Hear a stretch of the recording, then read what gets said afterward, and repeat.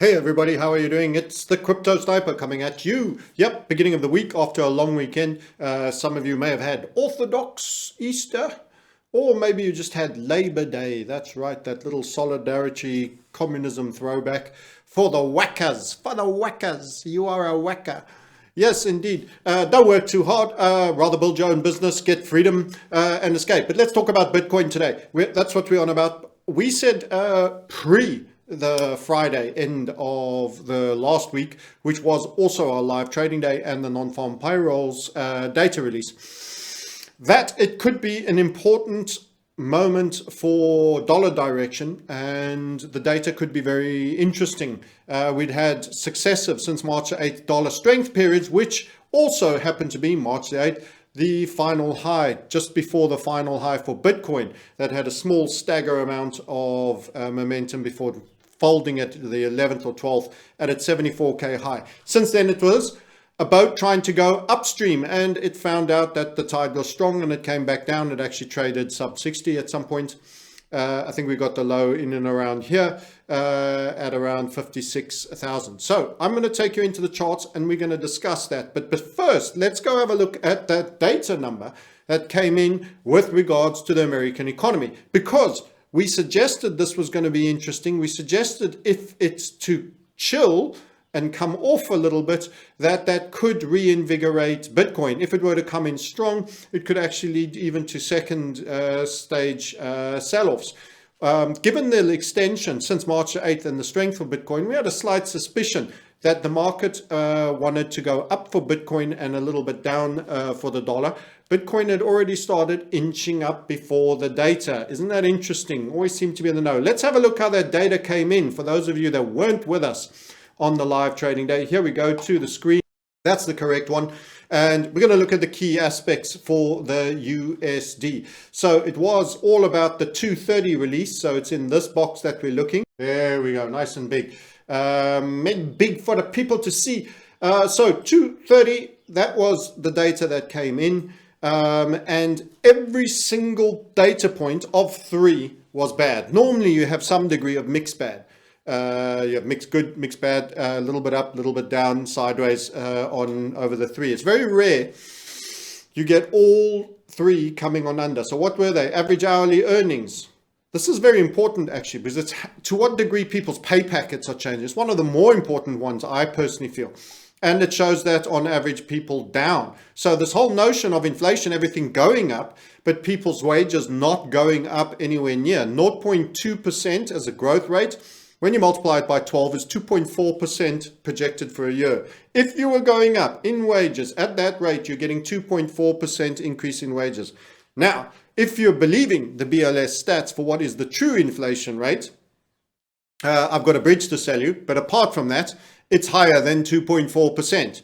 In actual fact, the interest rates on the T-bill are still in around 5.5%, and I'm here to tell you that that's actually a negative real interest rate in terms of your true inflation, not the BLS inflation. So doing 2.4% a year in an environment where 5.5 wouldn't even cut it, those bonds are losing value even with their yield in terms of currency depreciation and the true inflation rate as a percentage each year getting more.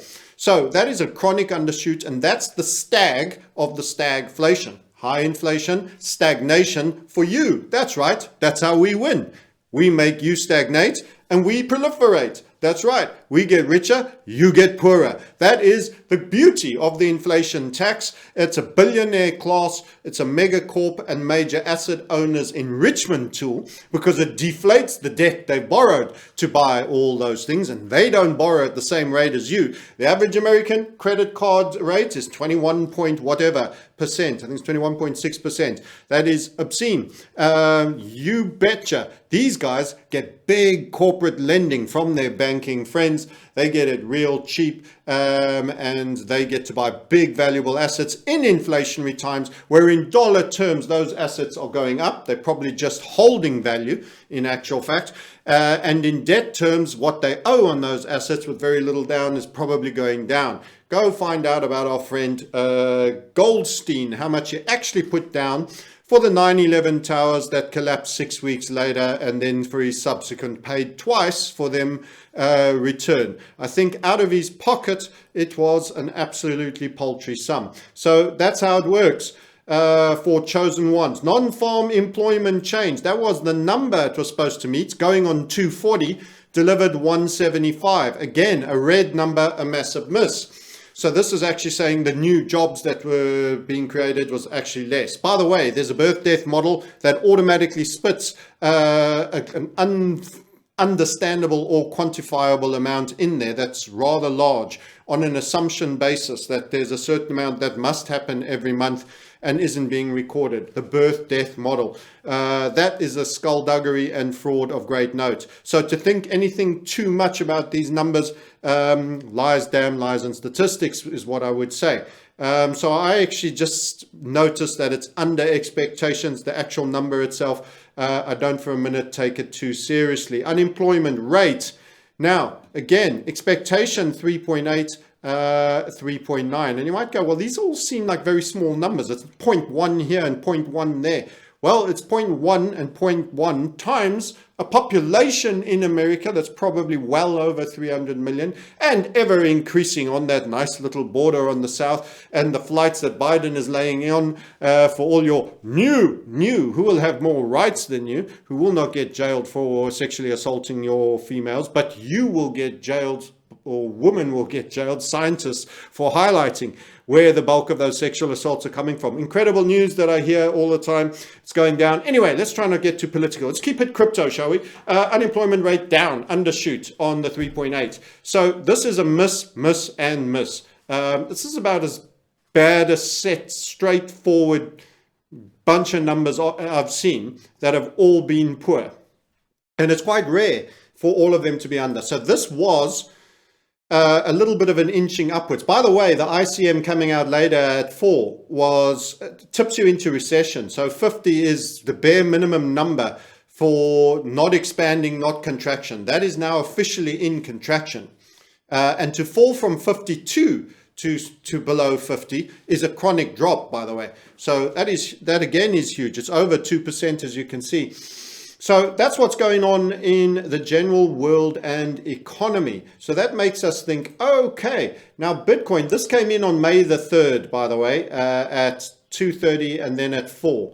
So May the 3rd, you can see that Bitcoin had already got up to a bit of a staging post over here. Now, often these earlier moves, they start going up just before something. So the market insiders probably knew something and they've taken a bunch of money out of this.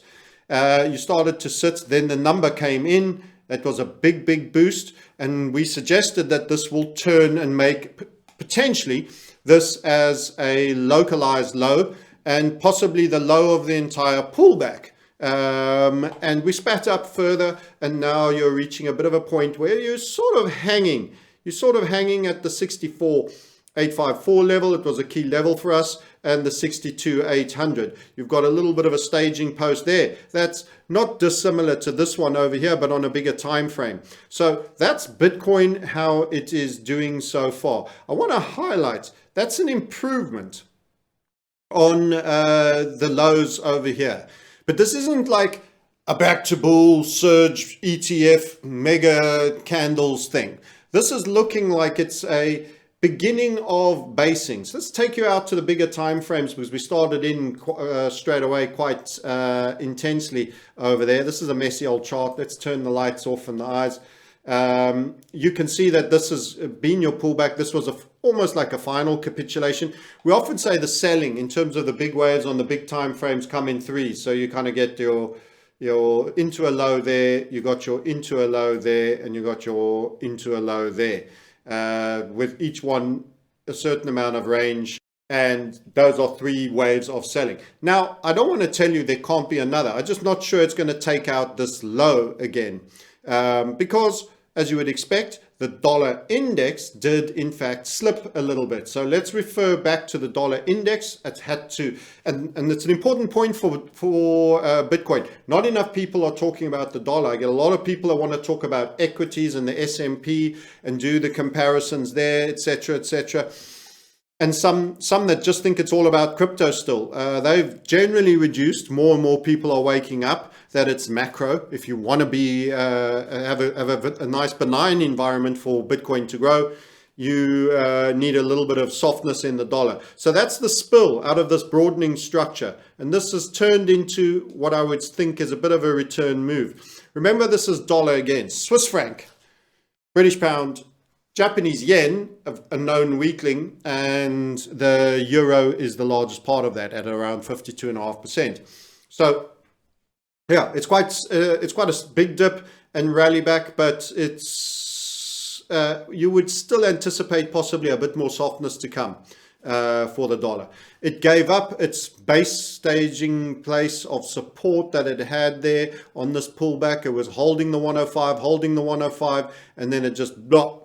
The insiders were in the game. They were already shorting. And then, of course, by the time the non-farm number came, we were already here. So it had already been sold off from here down here a reasonable amount. So again, there are no Chinese walls. They cheat like hell. They know what the numbers are likely to be that they'll release.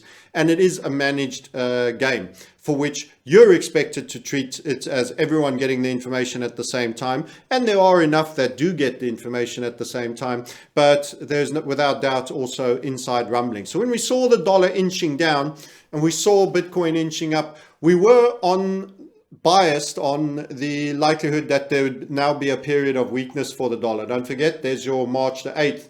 It's quite an extended period of strength. And of course, it starts to do damage to the emerging markets. They get different problems if they carry on. So the minute it was to turn into an unruly strength of the dollar, we'll go into full-blown reset, because the dollar will be the wrecking ball on the emerging markets currencies. It'll be the wrecking ball on their ability to pay back debt in dollars because they borrowed in dollars, and of course the higher interest rates, so etc., etc. It quickly accelerates contagion. So they've got that building fully primed with all the explosives ready to do the controlled demolition. But they're also waiting for the special day. We'll have to check their Gematria Kabbalah special calendar for when they can swing chickens above their head and do whatever else they want to do for their sins. But the truth of the matter is this is looking like it's not yet. But I would still bias to a bit more weakness from the dollar. Further to that, I can tell you from our community, we're getting a number of setups with a bit of euro strength. It's not common that we don't go out in a big euro bulls, that's for sure. We're not currency bulls as a whole. We like our precious metals, and we see a role for Bitcoin in part of this as a token go up. We're a little more circumspect about its origins, but we've got to be in the markets that move, and as traders and investors, it's our goal to maximize during this period, which is reset period. So I would anticipate that the euro is going to make reasonable strides against a couple of the key currencies, and we are trading a few of those in our FX section of our community. First link below if you want to book a call and join that.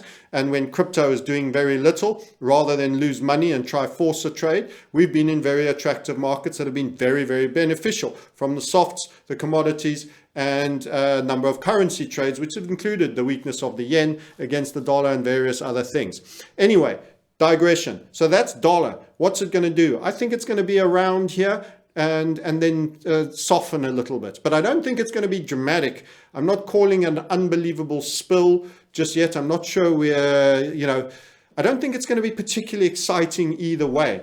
So Bitcoin is an improvement. There you go, that's your improvement. But when I look on these bigger time frames like the daily, there is a little bit of a shooting star aspect here. For one, there is a little bit of sell-off here. I think you've certainly got at minimum a staging post and a possibility of a little bit of a pullback before you go again. So it's unlikely to be an absolute thriller. All the way from Manila spiking to the moon, but there could be some pullback first before you get next upside, just generally. So the dollar isn't rolling over and dying completely. It's already had into that non-farm payroll number quite a bit of sell-off, and it's actually had a return move for now, and it depends how much hang time it has there during this period. So I like to take these things up to the higher time frame.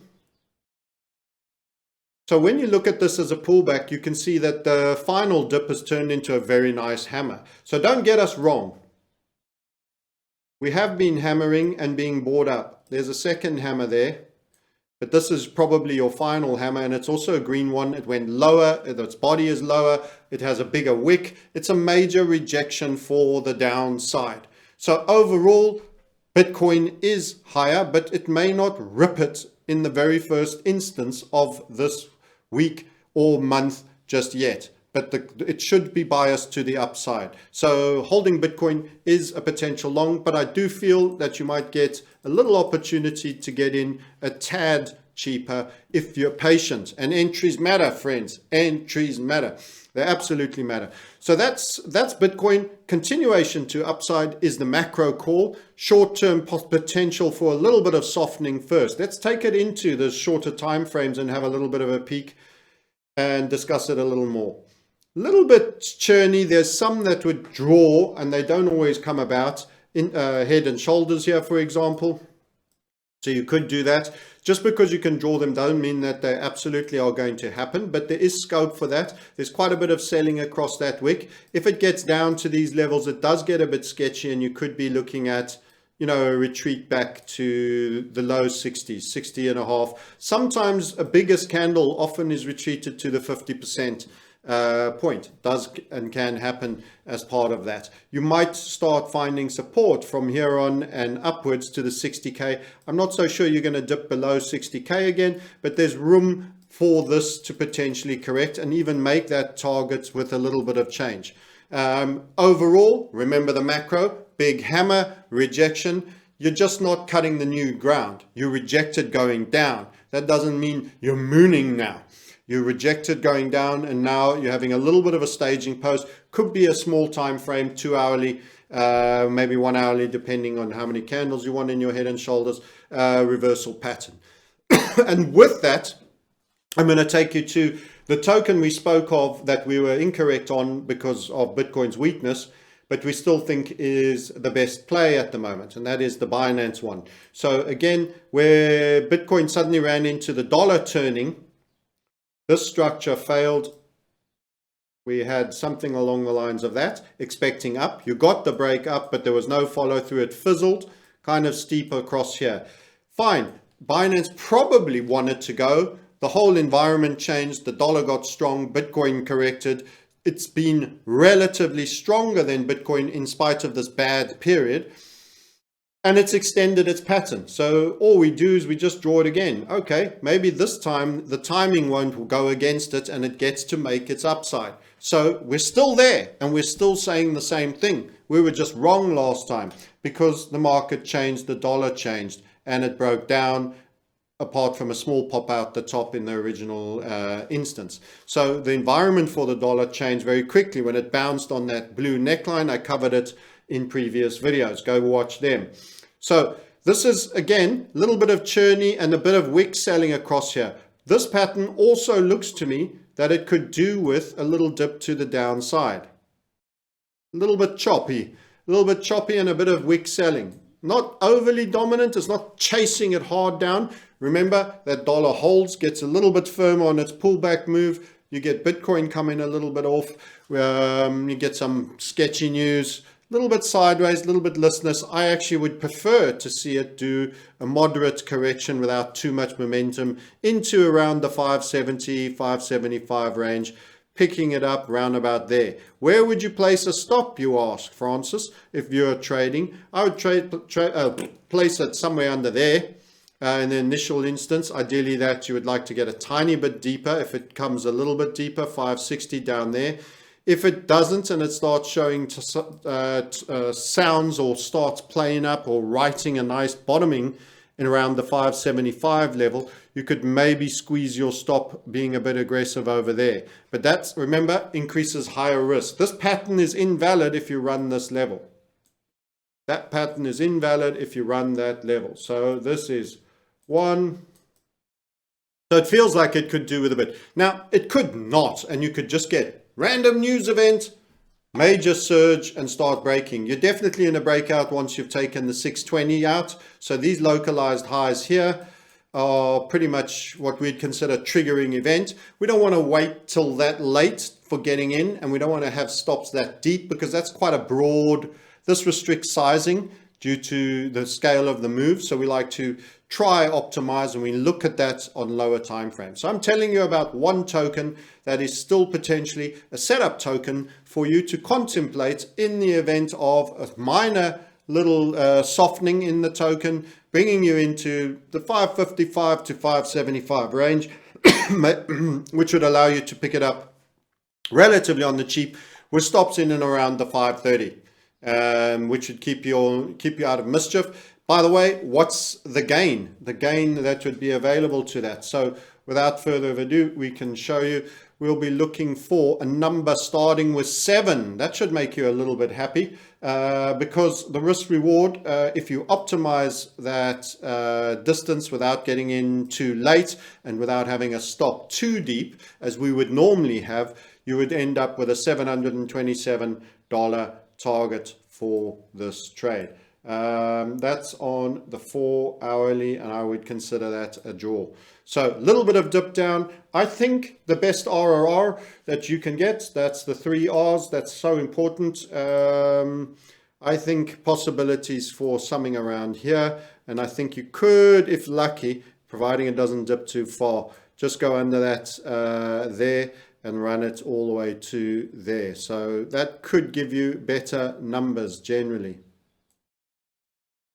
8.64 by risk reward could give you far better numbers, and that's, you know, that's significant. For every dollar risked, you start to get 8.5 after costs gained for your side. But it requires patience, it requires that pullback, and it requires probably a little bit of softening in Bitcoin first before it gets fairly firm. We also mentioned the BNB BTC chart, and we're going to show it to you again. So this is just an update on that one idea that we spoke of before things went a little bit pear-shaped with the overall market. We'll put it on around 8 hours. I think it will be best. So overall for us, we still see the Binance to Bitcoin number going to 1%. So let's just push that through a little bit, give you more of the view. 0.009967, I'm seeing 0.1. You can see how recently it's just stalled a little bit around our second interim. You've got a stall box there, and that's serving as kind of support. So it's sort of limping along this level, wants to be in the upper half. Final destination is a run of that. And as I say, so close to 1% that I think it'll make it. That'll see if Bitcoin trundles up a little bit, gets back into the highs, 69s, 70s. We will see 727 on Binance, and you could be at about 71K on Bitcoin, and this would be through 1% and a little bit of change. So the percentage overall gain for Binance will be higher if we are correct, and it is stalling, and it has stalled for a reasonable time period now since running this level here at about 9.2. Don't forget, you could have been in here, and that's about 8.5 to 1, so it's 8 tenths or 85 hundredths, 8.5 tenths of a Bitcoin to eventually being a full 1%. So there is an outperformance in it. Now, can there be other alts that will also outperform? Yes, it's possible, but this is of the big caps, the one that we probably see the most potential for. Again, not popular. It's got the WEF CEO in it now and everything. It's not a popularity contest. My view is totally agnostic to them all. They're status tokens. They're all status tokens. If they're not cooperating with governments and doing like they're told, and KYCing and sharing data and backdoors and everything else about big dark state controlling citizens, if they're not doing that, they get switched off, nullified, and ignored. Go look at the performance of Monero during this period, and you'll see the poor bastards barely started any form of an alt run. Privacy is just no longer discussed. When last were there big news from big corporations talking about the value, big corporations involved with, layer 2 stuff, like Microsoft talking about privacy and blockchain. When last did you hear that? Never? Or any of the others? No, sirree. They're not interested in your privacy. This is surveillance finance era. Stop worrying about whose status. Just work on the basis they all are. Treat them agnostically, which will serve your short-term goals for making money and building wealth in the moment. Recognize these are not your friends. You're not getting married. They're not even girlfriends. They are there to be used and abused. Snatch a bit of profit out of. Take it. Do something towards your wealth. Building your preparation for what will be a controlled demolition of the global financial system, probably coincident with a lot of geopolitical events to distract, that will lead to all forms of chaos and mayhem that could involve the food supply chain and many other things. Start prepping, be awake, be alert, make the money, get some into cash, get some into gold and silver. Sure, hold some in investment, crypto as safely as you know how, whatever that entails, and then also start doing practical things around your house, your rural status, getting local, and many of the Westerners, I'm afraid to tell you a message you hate to hear. Leave your country. You don't want to be in the traditional Western world. That's a sad but true fact. Some of you will say, well, I'll be okay. I'll be in the rural areas of da-da-da-da-da. You've been warned. It's still better than being in the urban areas, yes, but you've been warned. It's about your government. It's about the laws. It's about the rules they're going to bring in. It's about all the countries that are getting new immigrants at a rapid rate. They were going to have far more rights than you in due course. And you will be stripped and made welfare citizens in your own country. That is how it's going. It's a sad message. I'm not the one behind making this happen. I'm sorry to tell you how the world is. Eastern Europe's not a bad choice. Bali isn't a bad choice. Certain Latin America isn't a bad choice. Think about it, discuss it. But anyway, in the meantime, make some money. Make some money, build some wealth so that you can buy yourself options and have that bolt hole outside of your Western jurisdiction. And I'm talking to a channel that's going to have half the audience American, a quarter of the audience UK, Australia, Canada, New Zealand, making another quarter of the audience with Northern Europeans. It's not what you want to hear. I'm going to keep telling you what you don't want to hear because it could be the difference in life and death. And I really would like you to come out of this surviving because you look after us, you hit the like button and you share and you book calls on the first link. And that truly supports us. And I'm here to support you. Till next time, watch out. A slow, steady, in summary, a slow, steady improvement for Bitcoin on the macro. Remember the hammer, the big macro hammer. Possibility first, though, for a little bit of softness before that takes place on both Binance and Bitcoin. Binance still to outperform Bitcoin generally by putting on getting through the 1% level broadly to one Bitcoin. Target of 727. Rewatch the video if you want to see that trade idea in terms of where the entries and the stops could be. We may have other trades in our community in crypto. You can find out whatever we're doing by joining the community. There's also self-study options as well, and there's payment plans. And as ever, anybody who's not happy within 14 days, who sees all the effort we go into our own bespoke platform, app, and the manner in which we record all our content to truly help you move forwards and learn, gets, without any questions, their money back within 14 days. Okay, till next time, I'll speak to you again. Thank you for watching, and we'll catch you again soon. Bye.